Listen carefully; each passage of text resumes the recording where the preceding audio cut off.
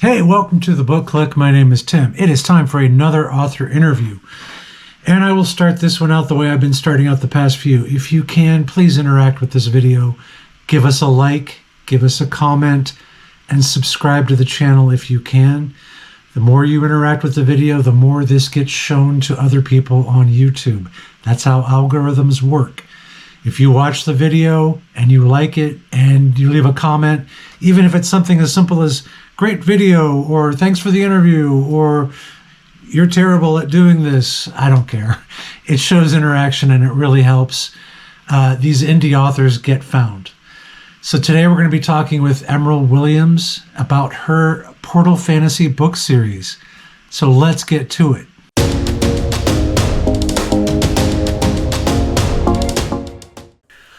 All right, Emeryl, welcome to the Book Click. I'm so glad you could join me today.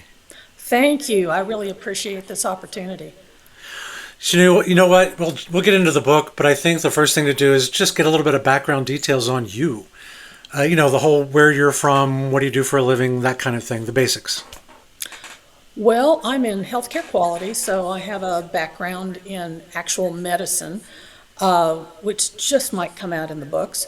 I live in the panhandle of Texas and have a couple of dog, cat, reptile, horse connections. I breed American quarter horses, so that might come out in the book too. Yeah, I noticed there was a lot of horse information at the beginning of the first book. Yeah, it kind of freaked my editor out. She is a wonderful editor, and she lives in England. And anything that I was saying, it relates to Western riding and Western performance horses, and she had no idea what I was talking about. So she's going to have to believe. She's like, it's all Greek to me. So yeah, let's jump into the book then. And we're going to basically talk about the entire series. A lot of the times I have indie authors on here, and it's usually their feature or their first book, or maybe their first or second book, but we're going to talk about your series. But let's go ahead and start with the first book, the title, and when did that first book come out? Well, the first book, just happen to have here, is The Chosen Discovered.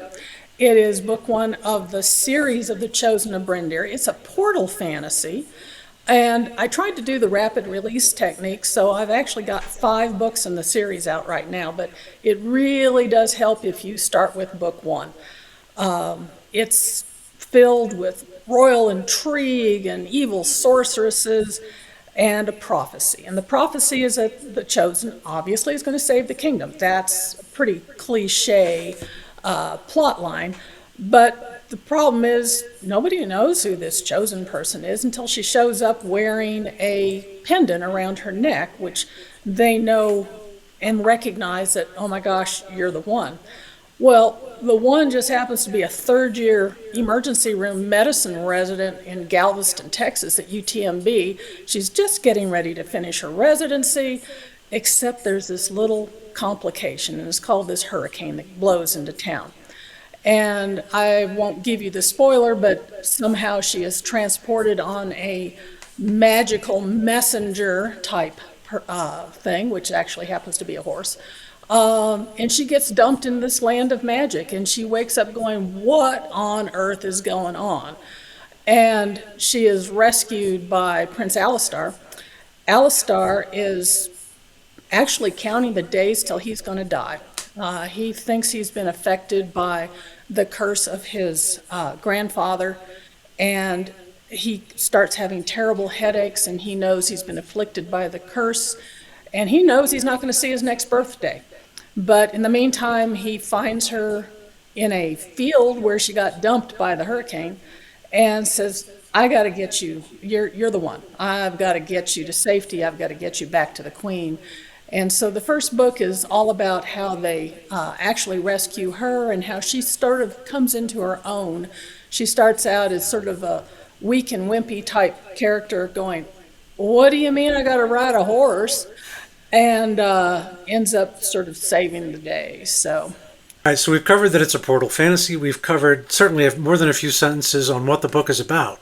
But if I asked you to give me a one-sentence synopsis of the book that would hook a reader instantly, what would that one sentence be? Well, I like the tagline that I've got on the first book, which is basically, it was just a piece of jewelry. It was a gift from her mother, a piece of jewelry that would decide the fate of the kingdom. I like that. That's cool. The cover, let's talk about that a little bit. It's the first thing that people see whenever they are looking at a book. What inspired the cover, and how does it reflect the story inside? The cover, which I'll show you again, is mainly our main character, Rihanna, the redhead, and the pendant. And I've had this concept of this pendant in my head for a long time. Now, if you were to go down to Barnes Jewelry and say, hey, I want a pendant like this, they'd say, excuse me, that is a 7 million carat sapphire, so it's a little fantasized. But I would love to find a silversmith who could create a miniature of this, because I would wear it every day. My daughter and I actually created the cover. She was supposed to be my co-author. That never happened. But she is very artistic, and so she sort of sketched something out on paper, and we sent it to our cover artists at Mibble Art, and they came up with this rendition, and it just blew me away. That's probably what every first-time author says when they see their cover for the first time, but it's true. It was just, I couldn't believe it. They picked out what I wanted to see in my brain. We sort of kept in this series, the first trilogy, we sort of kept that concept going, and that's the second one, and that's another piece of the plot, the ancient dagger. And then the third book features a man's pendant, one that she gives to Alistar as he goes off to war. Don't give away too much. That's not a spoiler. You see that one come from the beginning. Good. Okay. But yeah, I really do love the cover. It's every time I see, especially her hair, I'm always like, I used to have red hair and now it's falling out and turning white. But every time I see red hair, and I even had to make my main character, one of my books, have red hair as well, because I hated it when I was a kid and now I wish I had it back. So that every time I see that cover, it always catches my eye. Well, books also sell not just on the cover, but based on emotion. What kind of feelings do you hope your books will stir in readers? The one thing that I really want to try and capture is that feeling when all of a sudden you are dumped out of your everyday life and life is turned upside down.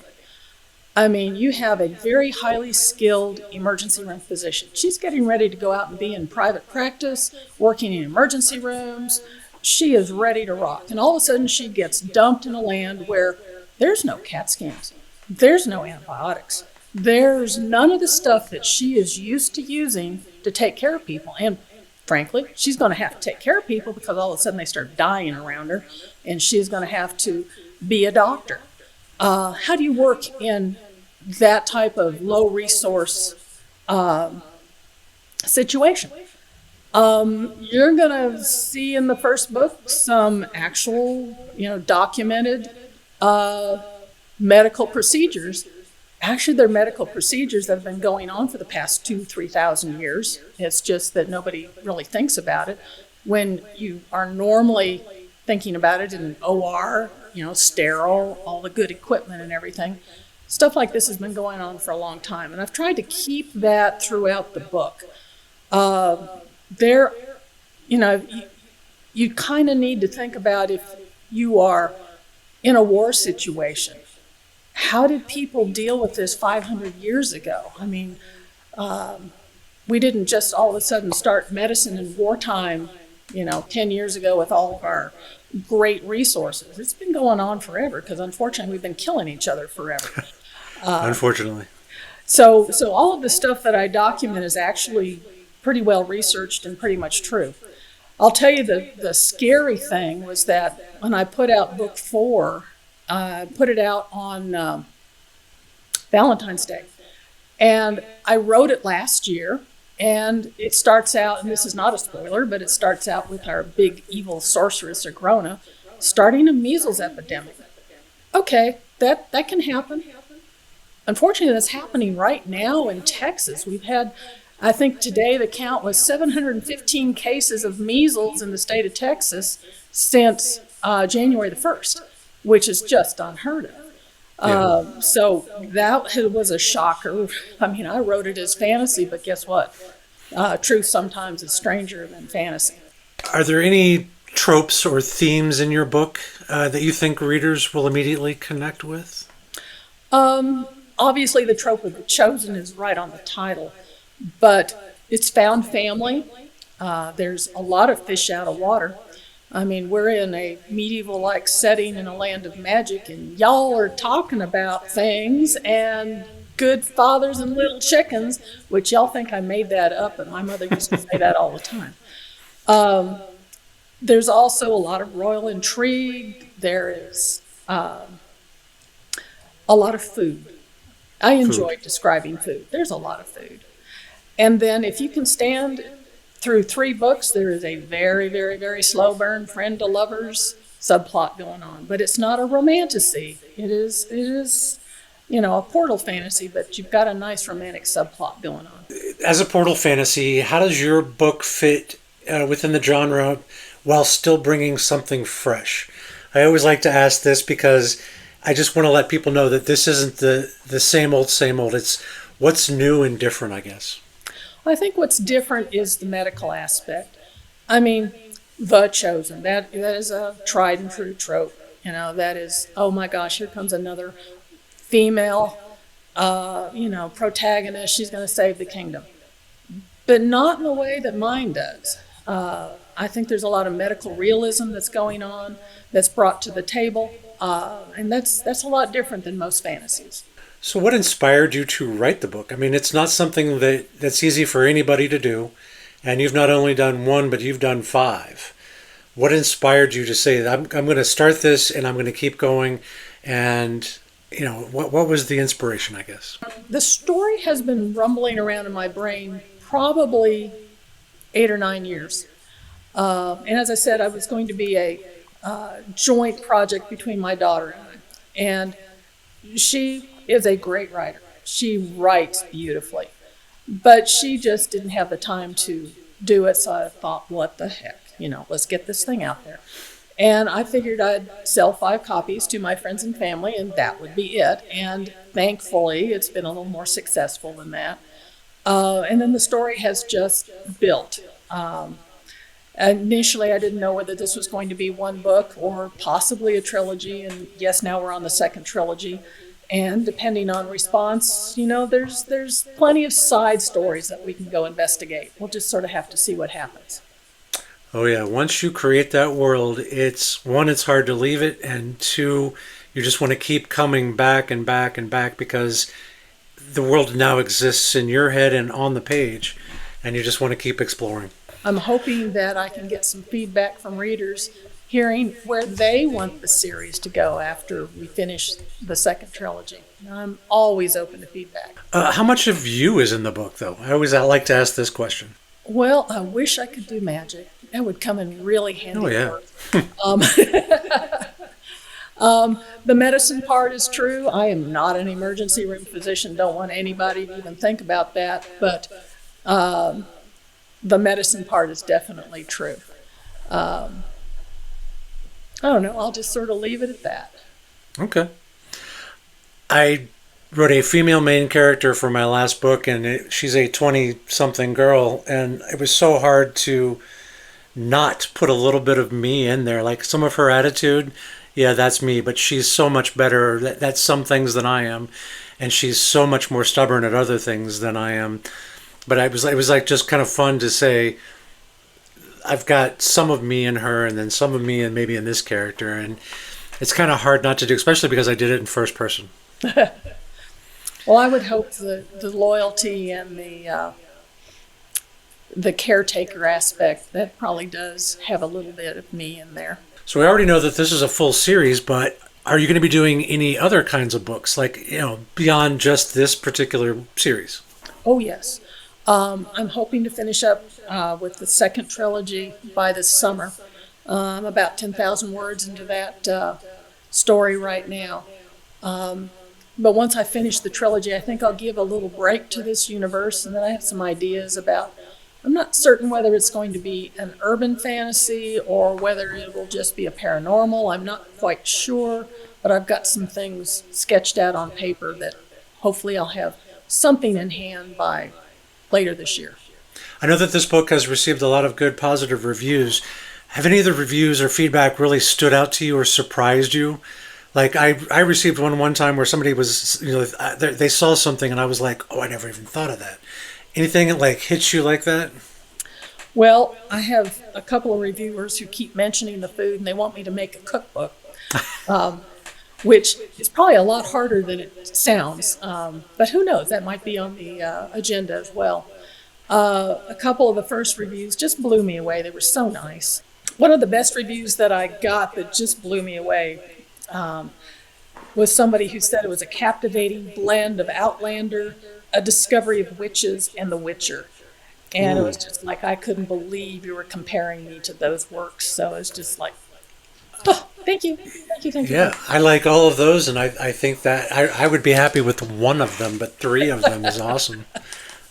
Yeah, I'd be like, oh, if you sure. like Anne McCaffrey, or if you like Catherine Kurtz, The Doreen Chronicles, I mean, you're going to like my book. Well, then let's ask this. If your book were to be made into, and we probably couldn't put it all into one movie, but if it were made into a series, streaming series, who would you cast as the main characters? Well, my secret fantasy is that some of my readers in Australia, and I do have some down in Australia, will secretly show this to Peter Jackson so he'll turn it into a movie. And as I say, that is a fantasy. Oh. But I think if you were to take like Scarlett Johansson and turn her into the female main character, because my female main character, Rhiannon, turns out to be a real badass by the end of the trilogy. I think if you could have the younger version of Aragorn from Lord of the Rings. Viggo Mortensen. Yeah. My heart would go pitter-patter. Unfortunately, at his age now, he'd probably be more attuned to being Lord Ulrich instead of the main character. But that was what I was channeling when I was writing. Where can people find your book? Is it available in only one place, or where is it? Right now, it's on Amazon. It is under Kindle Unlimited, so if you have a subscription, you can read it for free. It's an ebook that you can purchase or a paperback. And it's pretty much everywhere, or just Amazon? Just Amazon right now. Okay. Now, I've also just, like this past week, loaded part 1 of the prequel onto Curios, which is another reader platform, and I have just finished the second part of the prequel, and I'm sort of publishing it in parts, and that'll be available on Curios as soon as it comes back from the editor. Well, are you on social media? Where can readers find you and connect? On Facebook, Emeryl Williams, author, is my page. If you go on Instagram or on Threads, it's a long story why, but my name is Felt Doctor, which is Felt DR, which has nothing to do with writing books whatsoever. That has to do with felting things and working with fiber. And you might see that creeping into the book as well. And if you see details on that, that's because that's one of the things I like to do for fun. And I'll put the handle up here so that people can check it out as well. Okay. One of the things that I will say, I was talking about, what emotions do you hope will pull people out when they're reading your book? And I did start reading your book a while back, the first one, The Chosen, and I started reading and I got pulled in and hooked immediately. And so the one plea I guess I would give anybody who is watching this video, please go to Amazon. Please, and the link will be down in the description. And please go there and read the sample. If you read that sample and you're not hooked and you don't want to read more, you probably don't like books. It is that good. The big, strong, manly guy in me would not want to admit, but I got choked up a couple of times just in 2 different sections of just that sample. And so I do want to tell you, please go check out the book, check out the entire series. You will not be disappointed. I'm just a huge fan of this, and if I had more time, if I weren't making videos like this, if I had more time, I would certainly be able to jump into it and want to complete this entire series.